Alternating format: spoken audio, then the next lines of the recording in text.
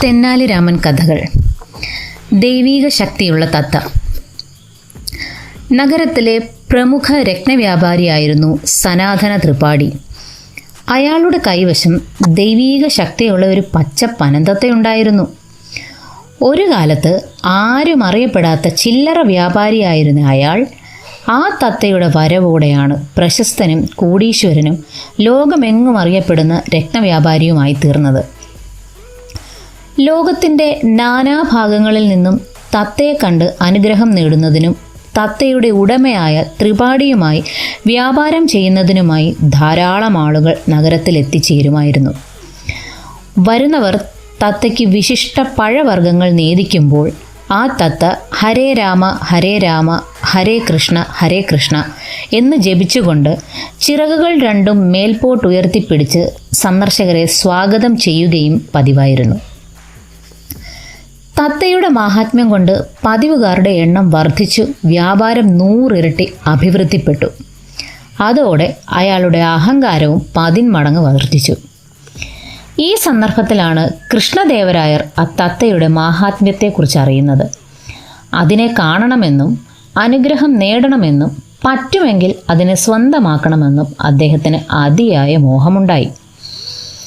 അദ്ദേഹം ആ കാര്യത്തെക്കുറിച്ച് തെന്നാലി രാമനോട് അഭിപ്രായം ചോദിച്ചു.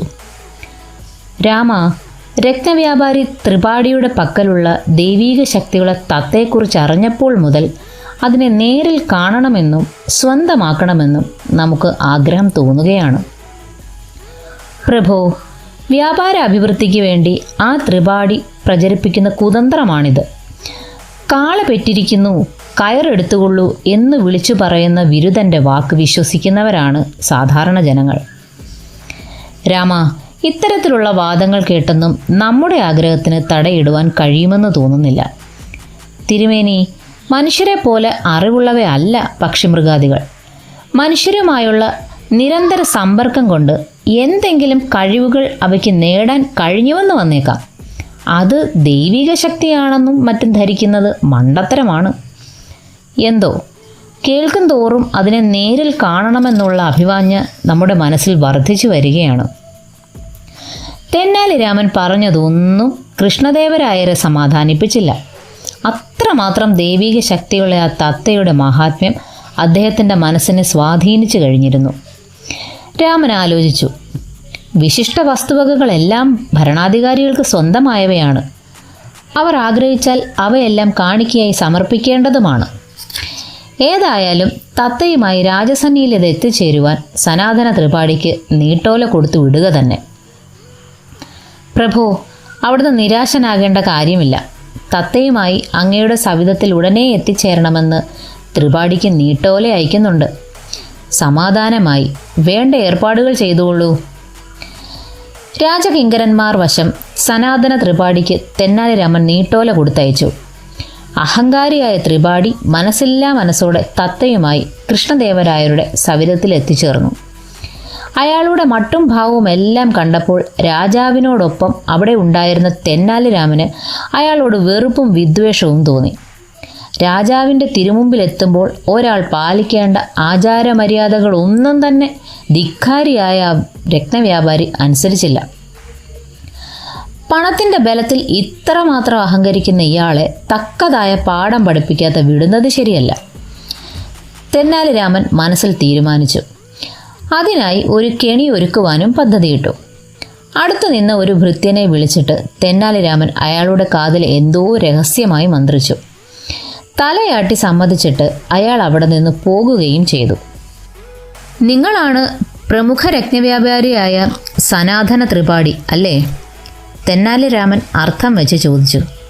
അതെ, നാം തന്നെ. കൃത്യമായി ഖജനാവിലേക്ക് നികുതിയും മറ്റും അടയ്ക്കാറുണ്ടോ?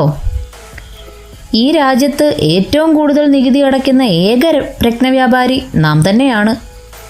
ഓഹോ, ആ നികുതിപ്പണമൊക്കെ ലാഭവിഹിതത്തിൽ നിന്നുമല്ലേ അടയ്ക്കാറുള്ളത്? അതെ, അത്രയും ലാഭം എങ്ങനെയാണ് ഉണ്ടാകുന്നതെന്ന് നിങ്ങൾക്കറിയാമോ? വ്യാപാരത്തിൽ നിന്ന്. നിങ്ങളുമായി വ്യാപാരബന്ധം നടത്തുന്നവരൊക്കെ ആരെല്ലാമാണെന്ന് നിങ്ങൾക്കറിയാമോ? ഏറിയ പങ്കും നാട്ടുകാരും ചിലർ മറുനാട്ടുകാരുമാണ്. ഈ നാട്ടുകാരുടെ ക്ഷേമൈശ്വര്യങ്ങൾ കാത്തു സംരക്ഷിക്കുന്ന പൊന്നു തമ്പുരാനാണ് ഇദ്ദേഹമെന്ന് നിങ്ങൾക്കറിയാമോ? കേട്ടിട്ടുണ്ട്, എന്നാൽ നേരിൽ കണ്ടിട്ടില്ല. ഇപ്പോൾ കണ്ടിരിക്കുന്നു അല്ലേ? അതെ. നിങ്ങളുടെ പക്കൽ ദൈവിക ശക്തിയുള്ള ഒരു തത്തയുള്ളതായി പറഞ്ഞു കേൾക്കുന്നുണ്ടല്ലോ. അതെ, അത് വാസ്തവമാണ്. അതിനെ കൂടി കൊണ്ടുവന്നിട്ടുണ്ടല്ലോ അല്ലേ? ഉവ്വ്. എങ്കിൽ അതിനെ രാജസന്നിധിയിൽ ഹാജരാക്കിക്കൊള്ളൂ.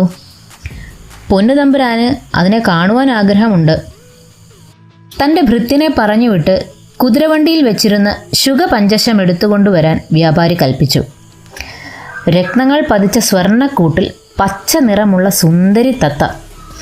കൃഷ്ണദേവരായർക്ക് സന്തോഷമായി. അദ്ദേഹം കൂട്ടിനരികിൽ ചെന്ന് നിന്ന് മതി വരുവോളം അതിൻ്റെ സൗന്ദര്യം ആസ്വദിച്ചു. ഇത് ദൈവീക ശക്തിയുള്ള തത്തയാണെന്നാണോ നിങ്ങൾ പറയുന്നത്? തെന്നാലി രാമൻ ചോദിച്ചു. അതെ, അതിൽ തെല്ലും സംശയമില്ല, വ്യാപാരി തറപ്പിച്ചു പറഞ്ഞു. വിശ്വസിക്കാമല്ലോ?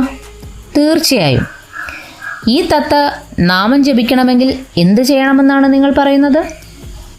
ഭക്തി പുരസരം അതിൻ്റെ മുന്നിൽ പഴങ്ങൾ സമർപ്പിക്കുമ്പോൾ അത് ഭക്തനെ അനുഗ്രഹിക്കുകയും നാമം ചൊല്ലുകയും ചെയ്യുന്നതാണ്. തിരുമനസേ, പരീക്ഷിച്ചുകൊള്ളൂ. തെന്നാലി രാമൻ പറഞ്ഞതു പ്രകാരം കൃഷ്ണദേവരായർ തത്തയ്ക്ക് പഴം കൊടുത്തിട്ട് അതിനെ തൊഴുതു നിന്നു. ഉടനെ ആ ശുകം നാമം ജപിച്ചുകൊണ്ട് മഹാരാജാവിനെ അനുഗ്രഹിച്ചു. കൃഷ്ണദേവരായർ അത്ഭുതപ്പെട്ടുപോയി. തീർച്ചയായും ദൈവിക ശക്തിയുള്ള ഇതിനെ എന്തു വില കൊടുത്തും സ്വന്തമാക്കുക തന്നെ. കൃഷ്ണദേവരായരുടെ മനസ്സ് വായിച്ചറിയുവാൻ തെന്നാലിരാമന് കഴിഞ്ഞു. ആ, ത്രിപാഠിയവർകളെ, ഈ തത്തയെ സ്വന്തമാക്കാൻ നമ്മുടെ മഹാരാജാവ് ആഗ്രഹിക്കുന്നു. അയ്യോ, അതിനെ മാത്രം ചോദിക്കരുതേ. അങ്ങനെ പറഞ്ഞാൽ ശരിയാകുകയില്ല ത്രിപാഠി. വിശിഷ്ട വസ്തുവകകളെല്ലാം രാജാക്കന്മാർക്ക് അവകാശപ്പെട്ടവയാണെന്നുള്ളതാണല്ലോ രാജനീതി. ഈ കൽപ്പന കഷ്ടമാണ്. വെറുതെ വേണ്ട. നിങ്ങൾ ആവശ്യപ്പെടുന്നത് എന്തും തരുവാൻ തിരുമേനിക്ക് സമ്മതമാണ്. അത് കേട്ടപ്പോൾ വ്യാപാരിയുടെ മനസ്സിൽ അത്യാഗ്രഹത്തിൻ്റെ വേലിയേറ്റമുണ്ടായി. രാജാവ് സ്വപ്നത്തിൽ പോലും ചിന്തിച്ചിട്ടില്ലാത്ത അത്ര വലിയൊരു തുക ആവശ്യപ്പെടുക തന്നെ. ത്രിപാഠി, നിങ്ങൾ എന്താണ് ആലോചിക്കുന്നത്? അയാളുടെ കണ്ണുകളിലെ അത്യാഗ്രഹത്തിൻ്റെ മിന്നലാട്ടം മനസ്സിലാക്കിയിട്ട് തെന്നാലിരാമൻ ചോദിച്ചു. അത് പറയുമ്പോൾ നാം ഒരു അത്യാഗ്രഹിയാണെന്ന് തെറ്റിദ്ധരിക്കരുത്. എന്ത് വില കിട്ടിയാലും ഈ ദൈവീക ശക്തിയുള്ള തത്തയ്ക്ക് ഒപ്പമാവുകയില്ല. ഒത്തുകിട്ടിയിരിക്കുന്ന സന്ദർഭം ശരിക്കും മുതലെടുക്കുവാൻ തീരുമാനിച്ചുകൊണ്ട് രത്നവ്യാപാരി പറഞ്ഞു. എന്ത് വിലയാണ് വേണ്ടതെന്ന് മടിക്കാതെ പറഞ്ഞോളൂ. തിരുമനസിന് തത്തയെ ഇഷ്ടപ്പെട്ടിരിക്കുന്ന സ്ഥിതിക്ക് വിലയൊരു പ്രശ്നമാവുകയില്ല. തെന്നാലി രാമൻ രത്നവ്യാപാരിയെ പ്രോത്സാഹിപ്പിച്ചു. 5 കോടി സ്വർണ്ണ നാണയം ഇനാമായി തരുമെങ്കിൽ ഈ അമൂല്യനിധി കൈമാറുന്നതിൽ നമുക്ക് സമ്മതമാണ്. 5 കോടി സ്വർണ്ണ നാണയങ്ങളോ? വ്യാപാരി പറഞ്ഞ വില കേട്ട് കൃഷ്ണദേവരായർ ഞെട്ടിപ്പോയി. അത്രേ ഉള്ളോ? 10 കോടി സ്വർണ്ണ നാണയങ്ങൾ ആവശ്യപ്പെടുമെന്നാണ് തിരുമനസ്സുകൊണ്ട് ധരിച്ചിരുന്നത്. കുറഞ്ഞു പോയതിലുള്ള സന്തോഷം കൊണ്ടാണ് അദ്ദേഹം അത്ഭുതം കൂറിപ്പോയത്. ഛേ, താൻ 10 കോടി സ്വർണ്ണ നാണയങ്ങൾ ചോദിച്ചില്ലല്ലോ എന്ന് രത്നവ്യാപാരിക്ക് സങ്കടമായി. ആട്ടെ, ഈ തത്തയ്ക്ക് ദൈവിക ശക്തിയില്ലെന്ന് തെളിയിക്കപ്പെട്ടാലോ? തെന്നാലി രാമൻ വ്യാപാരിയോട് ചോദിച്ചു. അങ്ങ് ഭോഷ്ക് പറയുന്നോ? ഒരർത്ഥത്തിൽ പറയുകയാണെങ്കിൽ ഈ ദിവ്യശുഖം ഈശ്വരൻ്റെ ഒരു അവതാരം തന്നെയാണ്. ഓ, അവതാരം, സാധ്യതകളുണ്ട്. എന്നാൽ വിശേഷ ശക്തികളൊന്നും ഈ പക്ഷിക്കില്ലെന്ന് തെളിയിക്കപ്പെട്ടാൽ തിരുമനസ് വിധിക്കുന്ന ഏതൊരു ശിക്ഷയും ഏറ്റുവാങ്ങുവാൻ നമുക്ക് സമ്മതമാണ്. ശിക്ഷ ഒരു പ്രതിവിധിയാവുകയില്ലല്ലോ. പകരം സ്വർണ്ണ നാണയങ്ങളാവുമ്പോൾ അതിനൊരു പരസ്പര ബന്ധമുണ്ടാവുമല്ലോ. അങ്ങനെയെങ്കിൽ അങ്ങനെ. വ്യാപാരി തെന്നാലി രാമൻ്റെ നിബന്ധന സമ്മതിച്ചു. എങ്കിൽ മഹാരാജാവിൻ്റെ പ്രതിനിധിയായി നാം പറയുന്ന വ്യവസ്ഥ നിങ്ങൾക്ക് സമ്മതമാണോ? മഹാരാജാവിൻ്റെ സവിധത്തിൽ നിന്നാണല്ലോ നാം സംസാരിക്കുന്നത്. അതുകൊണ്ട് വ്യവസ്ഥ എന്തു തന്നെ ആയാലും പൂർണ്ണ മനസ്സോടെ അത് നാം സമ്മതിച്ചിരിക്കുന്നു. എങ്കിൽ കേട്ടോളൂ, തത്തയ്ക്ക് ദിവ്യശക്തി ഉണ്ടെന്ന് തെളിയുന്നു എങ്കിൽ 5 കോടി സ്വർണ്ണ നാണയങ്ങൾ തന്ന് മഹാരാജാവ് തിരുമനസ്സുകൊണ്ട് അതിനെ വിലയ്ക്ക് വാങ്ങുന്നതാണ്. ശക്തികളൊന്നും ഇല്ലെന്ന് തെളിയിക്കപ്പെട്ടാൽ നിങ്ങൾ 10 കോടി സ്വർണ്ണ നാണയങ്ങൾ നഷ്ടപരിഹാരമായി മഹാരാജാവിന് നൽകേണ്ടതുമാണ്. സമ്മതമാണോ? അത് ഇത്രയും വലിയ തുക? വ്യാപാരിയുടെ വാക്കുകളിൽ സംഭ്രമം നിറഞ്ഞു നിന്നു. തത്തയ്ക്ക് ദൈവിക ശക്തിയുമാണെന്ന് നിങ്ങൾ ആണയിട്ട് പറയുകയും ഭീമമായ ഒരു തുക അതിൻ്റെ ക്രിയവിലയായി ആവശ്യപ്പെട്ടിരിക്കുകയുമാണ്. വാക്കുമാറ്റി പറയുന്നതും പിന്മാറാൻ ഉദ്യമിക്കുന്നതും രാജനീതി അനുസരിച്ച് ശിക്ഷാർഹമാണ്. രാമൻ്റെ വാക്കുകൾ കേട്ടപ്പോൾ വ്യാപാരിക്ക് സമ്മതിക്കാതിരിക്കുവാൻ കഴിഞ്ഞില്ല. സമ്മതിച്ചിരിക്കുന്നു. വ്യാപാരി മഹാരാജാവിന് വാക്കുകൊടുത്തു. തെന്നാലി രാമൻ്റെ ഉദ്ദേശം എന്താണെന്ന് ഊഹിച്ചറിയുവാൻ കഴിയാതെ കൃഷ്ണദേവരായർ അതിശയത്തോടെ ഇരിക്കുകയായിരുന്നു. 10 കോടി സ്വർണ്ണ നാണയങ്ങൾ എന്നത് നിസ്സാര തുകയൊന്നുമല്ല. എന്തെങ്കിലും തന്ത്രം കണ്ടിട്ടായിരിക്കും രാമൻ അത്രയും വലിയ തുക പന്തയം വച്ചിരിക്കുന്നത്. മഹാരാജാവ് സ്വയം സമാധാനിക്കുവാൻ ശ്രമിച്ചു. തിരുമനസേ, പഴം കൊടുത്ത് തത്തയെ പരീക്ഷിക്കുവാൻ ഒരുങ്ങിക്കോളൂ. അത് പറഞ്ഞിട്ട് തെന്നാലി രാമൻ അകത്തേക്ക് കയറിപ്പോയി. അല്പം കഴിഞ്ഞ് പുറത്തേക്കിറങ്ങി വന്ന രാമൻ രാജാവിനോട് പറഞ്ഞു, പ്രഭോ, പഴം കിളിക്ക് നൽകിക്കൊള്ളൂ. എന്താണ് അതിൻ്റെ ദിവ്യശക്തി എന്ന് നേരിൽ കണ്ടറിയാവുന്നതാണ്. കയ്യിൽ പഴവും നീട്ടിപ്പിടിച്ചുകൊണ്ട് മഹാരാജാവ് തത്തയുടെ പഞ്ചശത്തിനകത്തേ നിന്നു. തൻ്റെ ഉത്തരീയത്തിനടിയിൽ ഒളിപ്പിച്ചു വെച്ചിരുന്ന കണ്ടൻ പൂച്ചയെ തെന്നാലി രാമൻ കിളിയുടെ നേർക്ക് ഉയർത്തിപ്പിടിച്ചുകൊണ്ട് നിന്നു. ങ്യാവൂ ങ്യാവൂ എന്ന് കണ്ടൻ പൂച്ച അലറിക്കരഞ്ഞപ്പോൾ പേടിച്ചരണ്ടുപോയ തത്ത ചിറകടിച്ചുകൊണ്ട് ഖുർന്ന് പ്രാണവെപ്രാളത്തോടെ ചിലച്ചു. ആ കിളി ജൈവനാമങ്ങൾ ജപിച്ചില്ല. പഴവുമായി മുന്നിൽ നിന്നിരുന്ന മഹാരാജാവിനെ അനുഗ്രഹിച്ചതുമില്ല. രത്നവ്യാപാരിയുടെ കുതന്ത്രം തെന്നാലി രാമൻ തൻ്റെ ബുദ്ധിവൈഭവം കൊണ്ട് പൊളിച്ചു. കൃഷ്ണദേവരായർക്ക് അതീവ സന്തോഷമായി. അദ്ദേഹം ധാരാളം സമ്മാനങ്ങൾ നൽകി തെന്നാലി രാമനെ ആദരിച്ചു. കൂടാതെ കണ്ടുകെട്ടിയ രത്നവ്യാപാരിയുടെ സ്വത്തുക്കൾ രാമന് വിട്ടുകൊടുക്കുകയും ചെയ്തു.